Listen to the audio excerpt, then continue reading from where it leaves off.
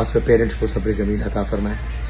इन्ना लिल्लाहि व इन्ना इलैहि राजिऊन। तो अहमद शाह के भाई उमर शाह इंतकाल कर गए हैं। नहायत ही अफसोसनाक खबर जो कि सोशल मीडिया पर वायरल हो रही है। पहले तो लोगों को यकीन ही न आया कि इस मासूम बच्चे को क्या हो गया है, लेकिन जब वसीम बिदामी ने खुद आकर बताया कि मौत की क्या वजह बनी तो सबकी आंखें अश्कबार हो गयी और कहा कि इन बच्चों को नजर लग गई है और नजर तो बरहक है।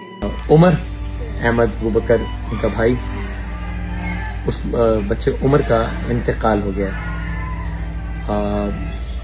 और डॉक्टर से जो हमारी बात हुई उसके मुताबिक ये आज फजर के वक्त डॉक्टर्स ने हमें बताया कि वो जो उसको वॉमिट होने की वजह से वो वॉमिट उसके लंग्स में चली गई, जिसकी वजह से उसका ऑक्सीजन का निज़ाम मुतासिर हुआ और उससे कार्डियोवास्कुलर अरेस्ट हुआ, जो कि उसकी डेथ की वजह बना है। आप सबसे गुजारिश है कि दुआ कीजिएगा कि अल्लाह ताला उसके अहले खाना को, खासकर पेरेंट्स को सब्र जमील अता फरमाए।